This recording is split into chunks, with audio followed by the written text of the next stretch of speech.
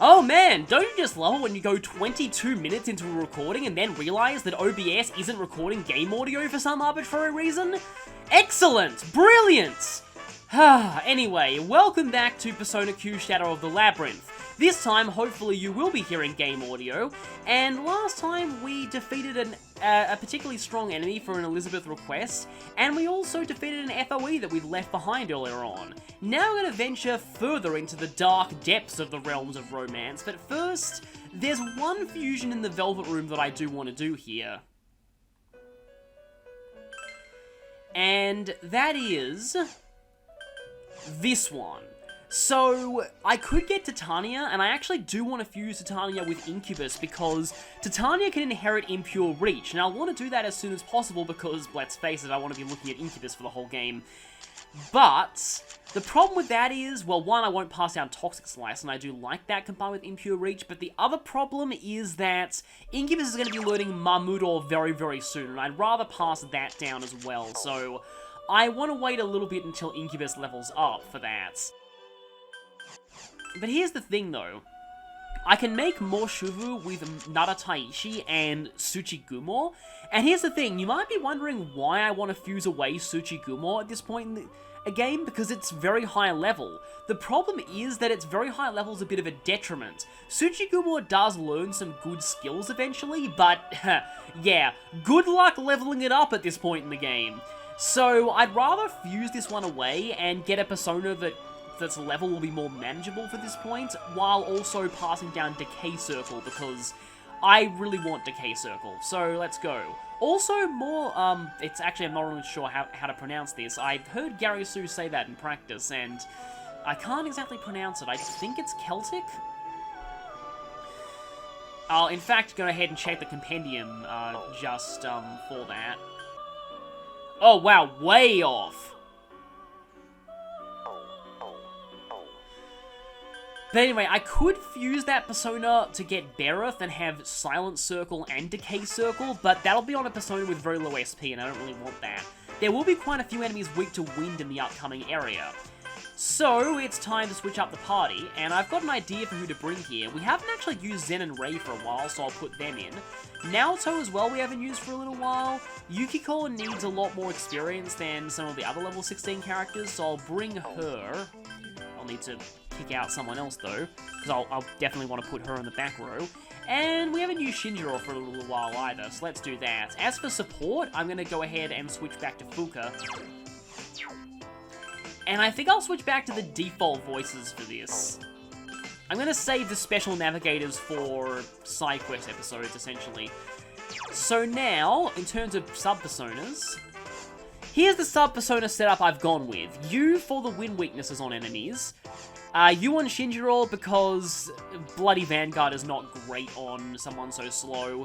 Naoto obviously has Incubus, don't worry, we will not be seeing Incubus much longer. And you're taking King Frost for the Absorb Ice, also got to remember to switch over my Navigator persona, otherwise I'm going to get hit by a lot of preemptive strikes. And now equipment. So here's the equipment setup that I've gone with. This increases his agility very, very slightly, which might at least kind of help.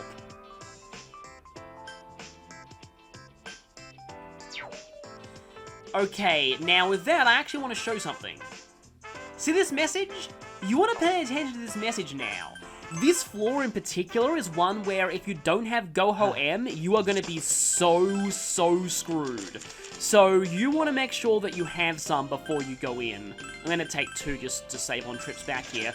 I'm also going to go ahead and buy some more revival beads because the last boss kind of drained me of those.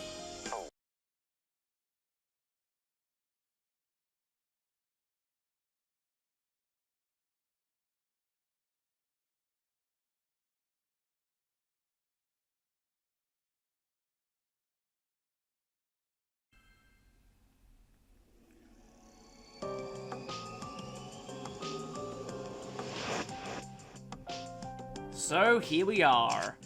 I think what we're going to do first is explore this room, because there's not really that much we can do here yet, it's just a couple of shortcuts. I'll just let this music play out for a little bit.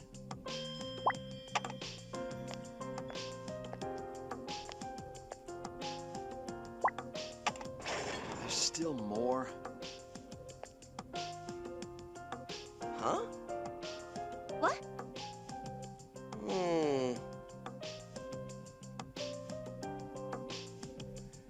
So we're about to be introduced to a new FOE for this floor. This one works very differently to the others, even though it is yet another palette swap.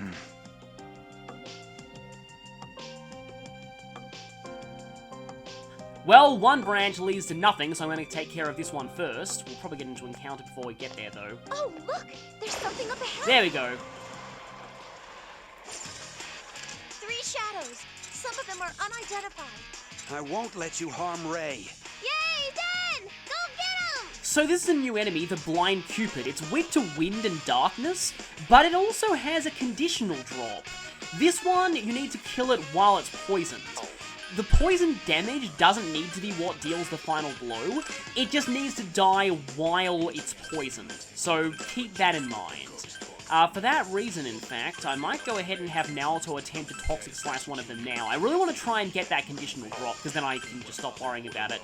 You generally don't need many of a conditional drop, usually only one to make all the items Theodore needs to make with it. These things, though, are incredibly annoying because they like to use physical attacks that inflict binds. Okay, good, you're poisoned.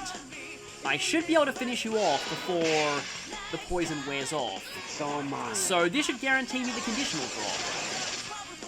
It's not quite dead, but I think it almost is. Oh, it would be funny. It would have been funny if Yukiko's fan killed it.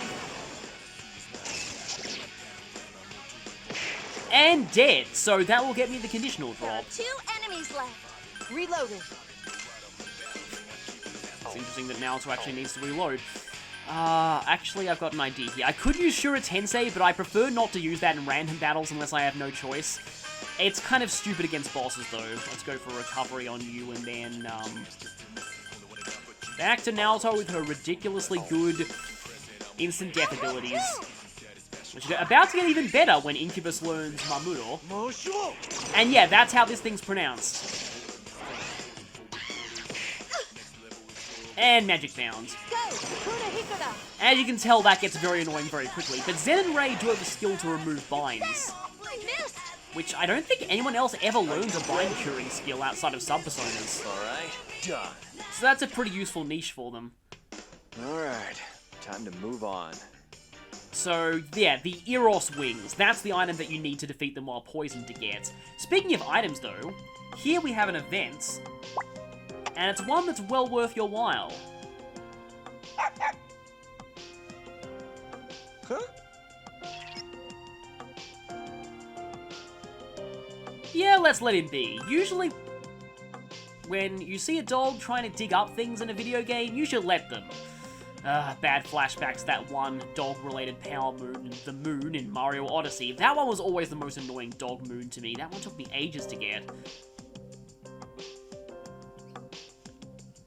But if you let Koromaru dig, he gets you the Battle Leotard, which is a very good piece of female-only armor. Well done. Maybe that fable's the reason why you get a lot of things like that in video games, where dogs dig up good items for you. Oh, let's hug him. So, I don't know, that just brings to mind something kind of random that I want to mention. What is it with this goodest boy meme and, like, good boy memes involving dogs that have just become so prevalent lately? Yeah, I don't know, it's just weird. But anyway, let's equip that on. I like the plus magic for the amenity suit, so Yukiko's gonna get this. But yeah, that's very, very strong defensively. So, here's the gimmick involving this FOE. What the? When you take a step forward, it does. And we're scripted to walk backwards just to demonstrate something. It didn't move then. Huh?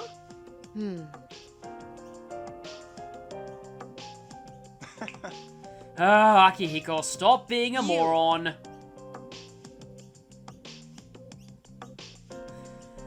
So here's the gimmick to this FOE. It only moves while you're looking at it. But there is a way to get around this. If you turn and face away from it and walk backwards, you can approach it without causing it to move. You'll need to remember this for puzzles later. I actually really like this FOE. There are a lot of cool puzzles that are done with them later in this floor.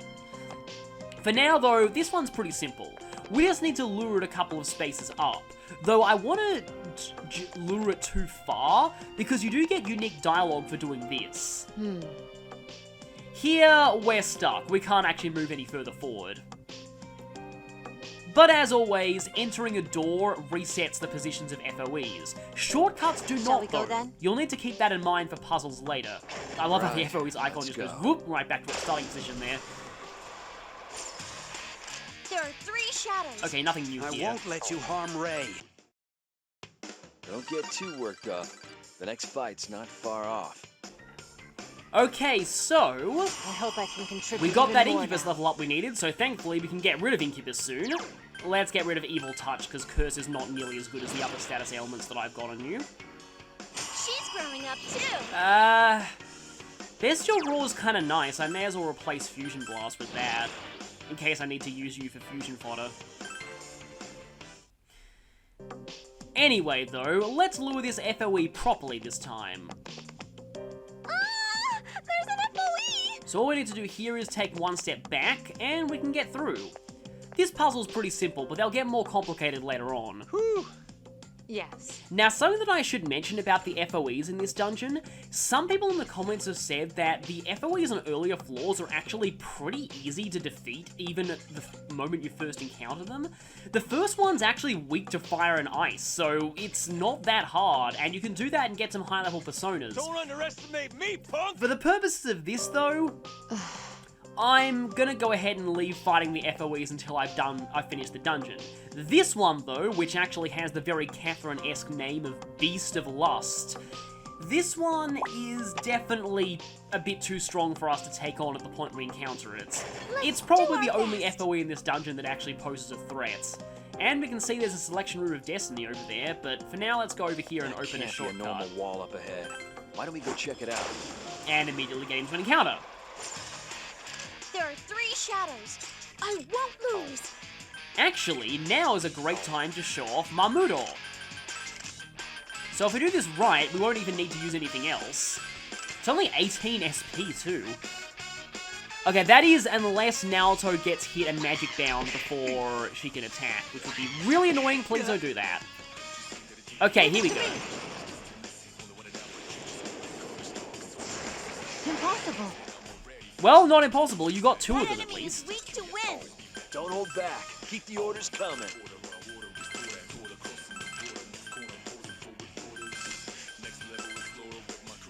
So yeah, Impure Reach plus instant death spread moves, they are kind of broken against basic encounters in this game. Especially on Naruto due to her really high luck. Wow, that was like exactly enough experience for Zen and Ray to level up, I think. Don't think I've ever seen the experience bar be that close before. Also, that thing there, yeah, you might recognize that from the opening movie. Let me just check something here. Next, 500-600 exactly. Yeah, I feel like they actually hit exactly as much as they needed to level up, which is crazy. Oh wow! It's a treasure box. So here's the floor completion chest here, and if we look at it, we can see this is a big floor. Yeah, and also, slight spoilers, this is not the final floor of this place. So, yeah, the labyrinths are getting a little bit more involved. Heading through here, Oh, there's an FOE. we have puzzle number 2 involving these things, and I think I already screwed it up. Yeah, gotta be careful how you move here.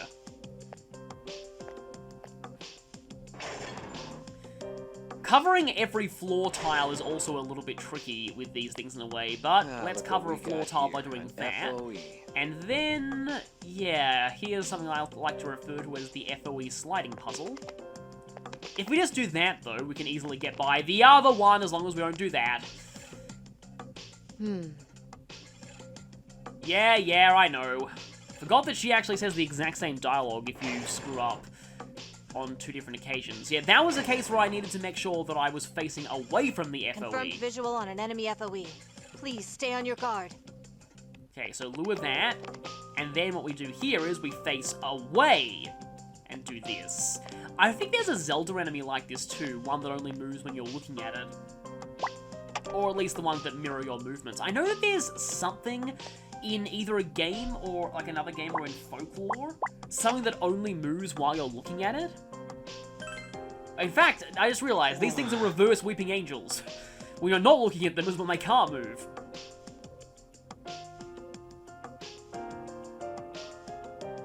Huh? Wow, really? What's that, punk?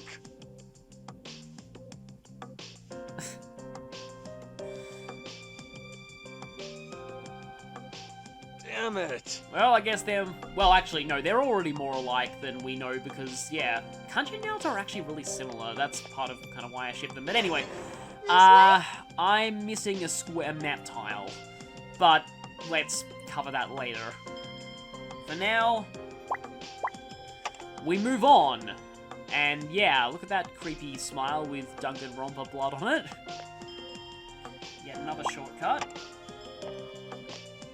And there's another selection room, but there's actually another area that we can explore too. That one is a mother type, yes? Perfection. And yep, instant death, spread That moves, looks plus surprisingly impure reach fast. are definitely perfection. I might try and avoid exploiting that later on in the game, but for now, I just sort of want to show it off. And eventually, Naoto's going to learn those moves naturally, no sub-persona required. So if we go through here, we'll get into an area that we can't really do much There's with a just power yet. spot up ahead. Why don't we examine it? There's also another power spot. These cracked tiaras, I think, are actually required to make something pretty good from Theodore's shop. Yeah, we found a wall we can And that pass opens through. up all the shortcuts in this first area, but we're still only 18% of the way through the map. Another enemy. Ah, It's an uncommon enemy. Let's be cautious. I do not have Lethargy Circle. I do believe that I still have Panic, though.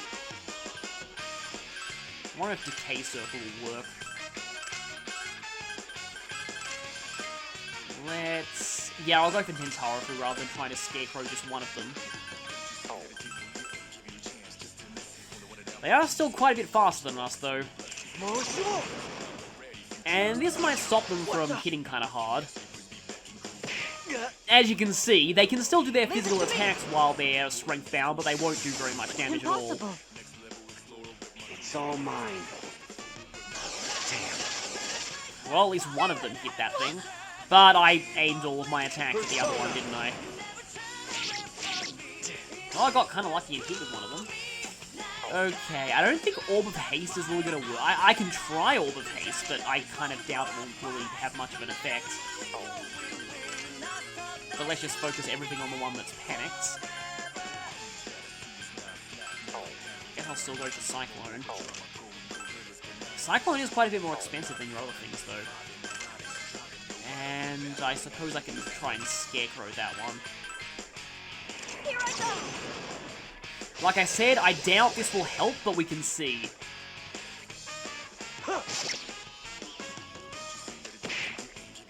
Panic is also kind of useful for that reason.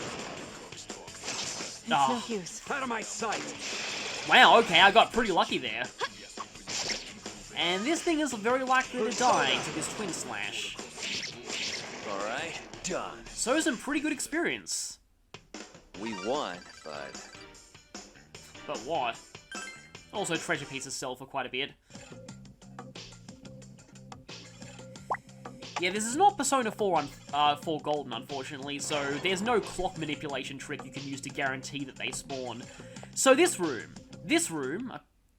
weird thing is, this thing right here, I'm not entirely sure what it's supposed to look like, but it kind of reminds me of the Mad Dummy from Undertale. But anyway, this room right here, it's a suspiciously empty large room. This will be important to a side quest later, but not so much now. And encounter again. Would have been funny if that was more hands. What the? And that's Here why I these go. circle skills can be quite good. If you get lucky with them, you can get multiple binds on the enemy's group in one go. Not that's going to matter, because these two things are probably going to die right now. Perfection. That's just kind of the theme of this game, isn't it? Naoto is perfection. I'm really wondering how she's going to be handled in Q2. They're probably going to either Settled that nerf quickly. instant death or just nerf her substantially. I wonder if any of the like earlier characters are going to be getting any psi or nuclear skills. I can kind of see Naoto learning nuclear. But yeah, there's nowhere further we can go at this point from here. But I just wanted to get this place covered. Because now it's time for... I was about to say more shadows, so I thought I'd be getting to encounter, but no. Another selection room of destiny. Who will we get this time? The time may be nigh for the stray lambs to grow up to stray sheep. Oh, by the way, because in my re-record of the previous part, I got Elizabeth's question instead of Mitsuru's, we might see a repeat of Mitsuru's question here. But you cannot relax. Your foes and the questions of destiny become fierce with each encounter. Keep that in mind. Presenting question number 5. If you were going to master something, it'd definitely be this. Oh, okay, so this is one that we haven't actually got before. And I feel like they kind of were a bit lazy on this question, because this is Yukari's question. I feel like they could have come up with a better reference here, than, oh, she's in the archery club and uses a bow. But... and here's where there might be a bit of controversy, but there are going to be multiple events that I show at the end of this dungeon, at least in bonus footage. I'm actually going to answer this question correctly. Yep, I'm actually going with Yukari. Are you absolutely sure? Well, he could use bows in Persona 3. I personally just didn't like using them though, because they had just such a long startup animation. Not very effective at hitting enemies in the fields.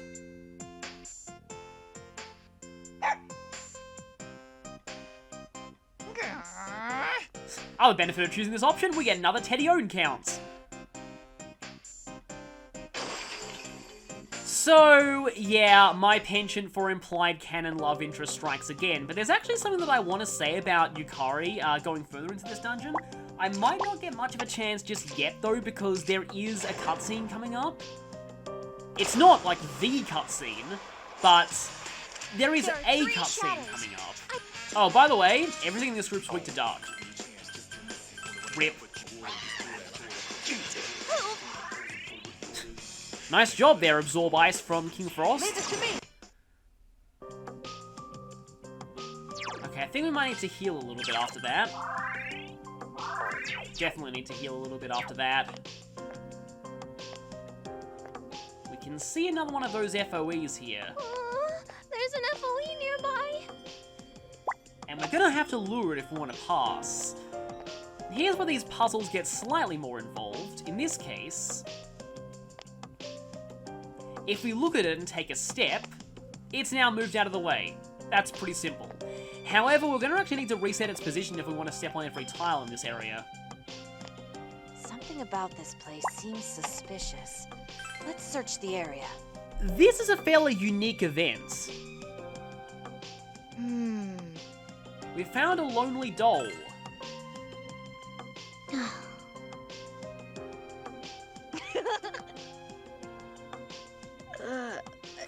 And even if it was, this isn't Castlevania. It'd probably be horribly rotten.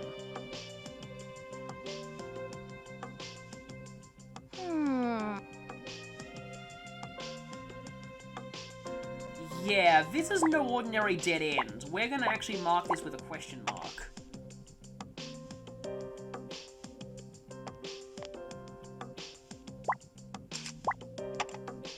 And we can open up another shortcut by going here. And also see a cutscene. There was something intriguing about that question earlier. I thought it was keenly asked. It truly highlighted the difference between men's and women's viewpoints. This implies that everyone else was getting different questions to us, even though we're supposed to be canonically the only one answering questions. From which viewpoint did you answer the question, Naoto-san? Which... oh... I believe that is a boy's uniform, but I do not know why you are wearing it. that's... People can wear what they want. Just leave it. I see. I should avoid the topic of clothing. It is a minefield. That's kind of, even more hilarious considering certain things in the fan base that I will actually discuss after this cutscene. No, the reason isn't really so significant. Wait, a woman? You're a girl? Seriously? Is Naoto an alias? It's my real name. It's not only a boy's name, I'll have you know. It's a little harder to tell what names are unisex if you're not Japanese. But generally speaking, any name with a ko at the end is exclusively female, and any name with a suke at the end is exclusively male. But there are a lot of unisex names, in particular Makoto. Makoto is a very common unisex name in Japan. You can tell because it's one of the canonical names of the Persona 3 protagonist, who's male, and also the name of a female party member in Persona 5. Oh, I see. Man, a girl, huh? Whoa, I'm getting all self-conscious about her now. Don't forget Chidori, please. Here comes the usual Junpeiosis. Male or female is irrelevant in battle. The same goes for clothing. Such distinctions are antiquated. That's right. I think the same thing. Oh no, that wasn't what I was getting at. But I mean, did you figure it out? So, this is kind of funny. I think this is our first instance of seeing this, though you may have seen this earlier in the game if you went with the guy's route for the first question of Destiny. I don't care. This thing is kind of considered the P3 protagonist's catchphrase in Japanese. It wasn't consistently translated in Persona 3's localization though, so it's not quite as obvious. And if you're on the Okay, actually funny thing is, if you're on the male route, you can actually get your own question. Same for the P4 protagonist question if you're on the male route there, it's kind of weird. But yeah, the P3 protagonist question is, are you getting tired of these questions? And the correct answer is, I don't care. But that makes a little bit less sense outside of Japan, since, again, this catchphrase wasn't consistently translated. But I'm gonna go ahead and choose it here. There you go again, acting like you don't care. I mean, leaving aside Igus, I'm surprised you knew Now Cakes was a girl too, Shinjiro-san. Now cakes? Huh? You can tell just by looking at her. And that's what a quite large majority of the fanbase thought. I've said this before, but it's apparently less obvious with the Japanese voice acting because her Japanese voice actress is very well known for playing male characters. And also, it's a lot easier to... Anyway, it's a lot easier to disguise gender with voice in Japanese than it is in English, it seems. But a lot of people, even without hearing her voice... I know a lot of people who, the first time I played Persona 4, heck, I think one time that I was just showing Persona 4 on the screen, and, like, my mum came in and looked at Naoto and was like, oh, that's a girl, right? And immediately. So, yeah. I couldn't. The longest time. I had no damn idea. And that caused some pretty interesting predicaments in the early game of Persona 4. Don't worry about it. Please stop staring at me. So, yeah, this is actually the Something about first that time ball that doesn't Naoto's seem gender right. gets brought Let's up on look this route. closer. But, yeah, I guess I should now take the time to mention that, this is, as I guess would say, a quote-unquote minefield. In fact, let's actually go back and clear out that one tile. I guess I can talk while we're doing this battle, There are 3 shadows. because they're all going to die to I Naoto won't anyway. let up. There is a prominent theory within the... Well, not so much theory, but some people in the Western fandom of Persona 4 think that Naoto is transgender, and I still think that kind of misses the point of her storyline, and actual Japanese transgendered people have gone on record saying that Naoto isn't transgender, so that really should solve it, but some people still continue to make that argument. Like, with Kanji, the developers have said that his sexuality is ambiguous and up to the interpretation of the player, so there, the debate is justified, but with Naoto, It's more that culturally, Japan views cross-dressing very differently to the way the West does. There's quite a long history of cross-dressing in Japan, and a lot of cross-dressing characters are based off of something called the Takarazuka Review, It's an enemy FOE. which Stay on your guard. features it's an all-female cast, and a lot of them play male characters. It's really wildly popular in Japan, but it doesn't have any associations with people with gender identity at all, really. There's an FOE nearby. And in addition to that, just again, in Western culture, generally speaking, Yeah, we found a wall we can pass through. but it's a one-way one. In Western culture, someone cross-dressing Look, it's a treasure box. is usually seen as an indicator that of something involving sexuality or gender identity, but that's not the case in Japan. So anyway, it's just kind of a characters who cross-dress in Japanese media very often get that argument. And again, it's just kind of misunderstanding Japanese culture. If you want to see an actual example of a transgender character in Japanese media, there's one in Valkyria Chronicles 4. Yeah, Rosetta in Valkyria Chronicles 4. It's actually one of my favorite characters in that game. They're one of the first personal quests that I got. But anyway, you might notice that I walk backwards through that passageway, and you can probably tell why. If you panic and walk forwards, you can actually end up trapping yourself, and if you end up, say, right next to that treasure chest, and, yeah, this is that area where you could potentially get stuck between an FOE and a wall, and have no choice but to either fight it or use a Goho M. That's why I recommended that you have Goho M before going into this floor. So, this thing, I don't think we really need to lure it, but I'm gonna do it anyway just to step on a tile. Anyway, this is where the walking backwards technique is really useful. Oh, it's that evil-looking angel.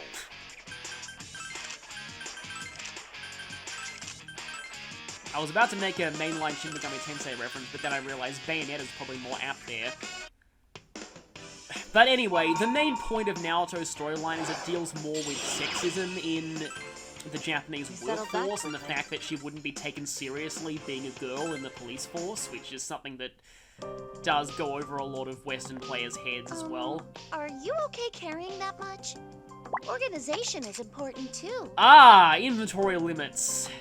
I think now might be a good time to head back if we're approaching the inventory limit. Ah, there's an FOE! Maybe one more room. I hope those aren't famous last words. Okay, this place you gotta be really careful because it's very easy to accidentally end up looking at these FOEs without realizing it, so we're gonna just be careful where we look.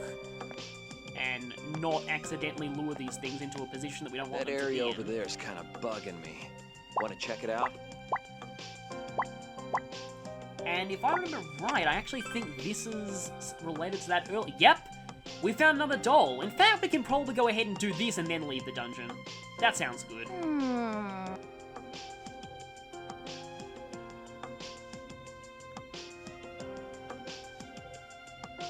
And leave it to Ken to kind of want to play with dolls.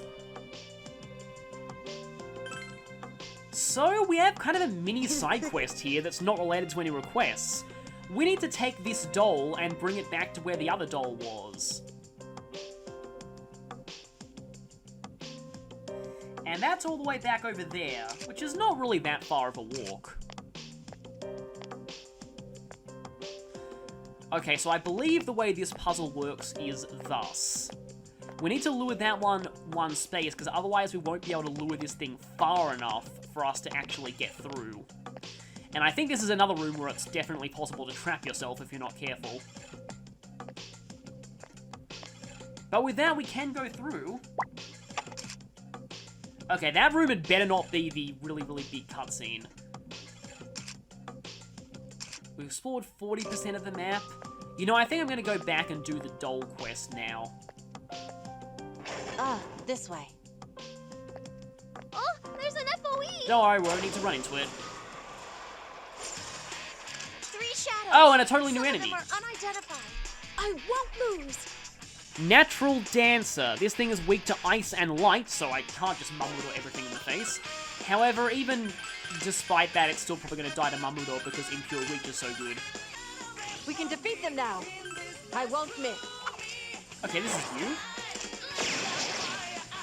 It's quite strong. And that's a piercing Two attack. enemies left. What's our next move? Also, her voice clip just felt a little bit weird there. Now that it's over, I'm hungry. You're the same as always, Ray. Okay, let's go ahead and get rid of... I want to keep that Eros wing.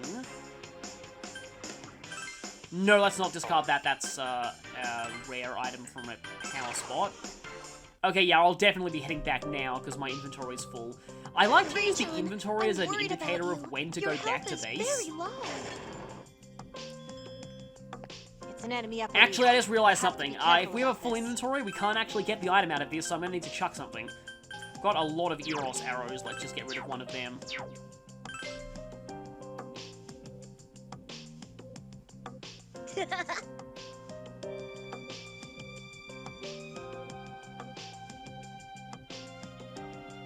What? That's the same thing. Everyone, look.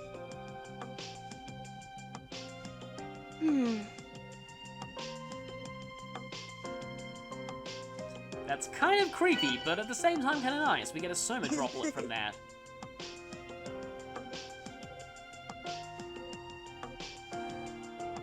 So now it's about time to leave the Labyrinth. So that'll be all for now, and next time we'll be going further into Group Date Cafe Stop 3. So, actually no, before I leave, I'm going to go ahead and sell my items so I don't clutter up the next episode by doing that.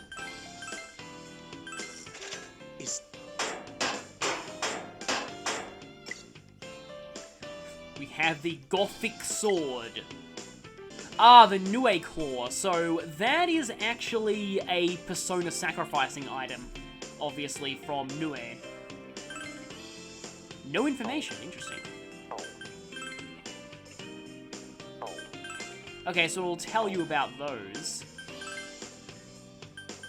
Obtained by binding its movement, so it does explain that. But if you haven't found the item before...